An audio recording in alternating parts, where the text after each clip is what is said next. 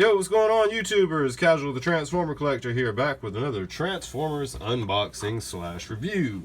Today's review, I've got the Rescue Patrol Redheat and Stakeout. Taking a quick look at the packaging. Standard packaging for Seige War for Cybertron figures. Ages 8+, 3 different languages down there. Hasbro, Transformers going up the side.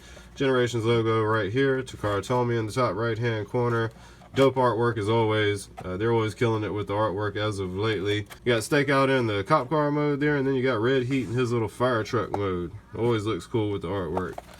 Around to the back of the package here, it says it's going to take 9 steps to transform Redheat from his robot to fire truck mode, and it's going to take 4 steps to transform Stakeout from his police car mode to robot and vice versa. And then as an added little thing with these guys, they're showing how you can connect them together to make them a weapon for other Seige War for Cybertron figures or Transformers with 5mm ports. So, anywho, took a look at the packaging. We're going to go ahead and bust this open and get to the good part.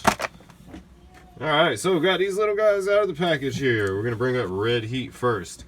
Cool head sculpt on him. He's almost got an Optimus Prime-esque kind of vibe with that. With the Seige figures, getting a lot more detailing in these. They seem to be doing a lot better with painting these guys too. Some of the first waves that came out were more sloppily done, but they're starting to look pretty darn good here.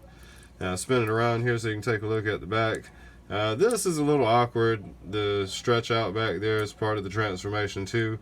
It would have been cool if they put one more pin in it or something to kind of fold it over and hide it into the foot better, but what do you expect with these little robots anyway? I guess it's pretty difficult to engineer it to begin with at this scale probably. So anywho, rotation with him, not going to be able to rotate the head, or you might be able to if you reach in there, but he's so shielded up with that top piece there, it's probably going to be hard.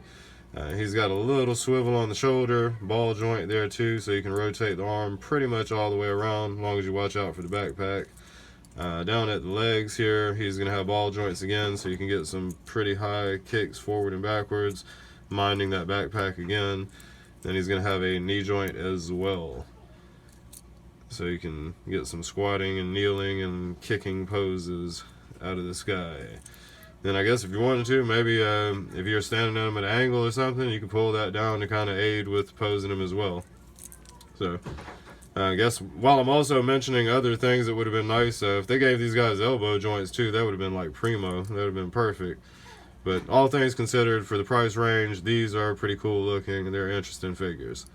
So these are actually remakes of old Transformers back in the day. I don't believe I had any of the originals of these, but they're remakes that are just a little bit better painted and a little more articulated, I believe.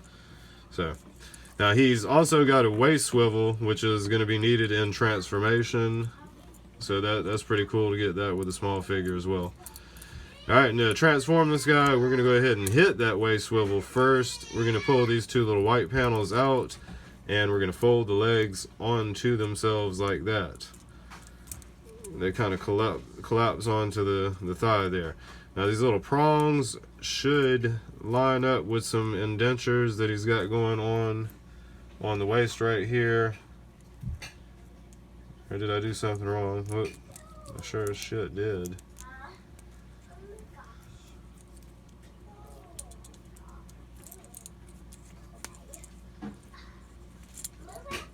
Alright, so to transform this little guy, first thing we're going to do is take these little white panels, we're going to fold them out. The legs are then going to kind of collapse onto themselves. Now these little white tabs are actually going to go up underneath this little ladder compartment thing here. So you're going to have to do that with both sides. There's some little indentions in the waist section right there that you're going to be able to stick those through here. Just like that. Then you take these arms and they're just going to kind of push back to the side of the vehicle like that. And then you can straighten out this up front. And for a little more effect, you can fold this piece out here, and that's like the little bucket that extends from the fire truck there to fight fires. So pretty neat fire truck mode. And these little wheels do roll here. You can roll it around pretty nicely. It's not hindered at all. And overall, very nice figure. I like this guy a lot. So thumbs up for Red Heat. Alright, now pulling Stakeout up. Stakeout looks really cool. Stakeout looks super cool. He's got a chrome face, blue helmet, blue chest, black arms, white thighs. White and the black look really cool, and then that blue really pops out on the figure. Now he's got Cybertronian writing on the side here, side of his arm. I assume that's, maybe it says police in Cybertronian. I don't know. I'm kind of rusty on my Cybertronian. I'm gonna have to brush up on that. Maybe one of my viewers can tell me what that means. Catch a good view of that. Maybe y'all can tell me what it means. Alright, now articulation with Stakeout here. He's got ball joints up at the shoulders, so you'll be able to get the arms forward and back a slight bit, being mindful of that hood there. Down at the legs here, he's gonna have ball joints again, so you can get some fairly high kicks forward and backwards with him. And he's also going to have a little knee joint right there too that's on a ball joint.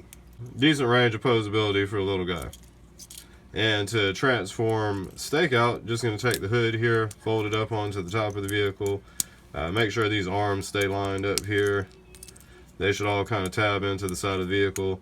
And then you're just going to fold these legs down here onto themselves kind of to close up the back of the vehicle mode. Just like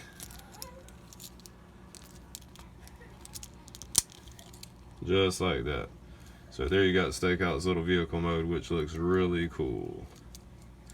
Now those wheels do roll on that. Be able to roll that around perfectly fine. No problems at all. And last but not least, these guys have a little combining gimmick where you can combine them together to make a blaster for another Transformer. So what we're going to do that is just fold that hood up, and the little peg underneath there, we're just going to fold that out like that.